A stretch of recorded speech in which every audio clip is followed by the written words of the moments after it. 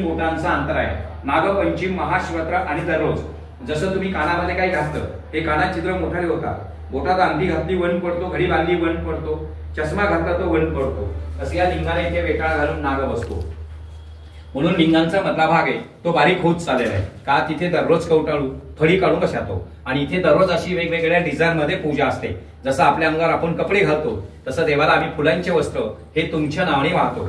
या छिद्रातून नागदेवता येतात, जेव्हा जेव्हा दुपारी येतात तेव्हा तेव्हा आम्ही फोटो काढून घेतो। या छिद्रातून ते आतमध्ये जातात आणि ही जे फुले हे सर्व असे विस्कळीत होतात, इकडे तिकडे होऊन जातात का तिथे नागांचं महत्व जास्ती आहे।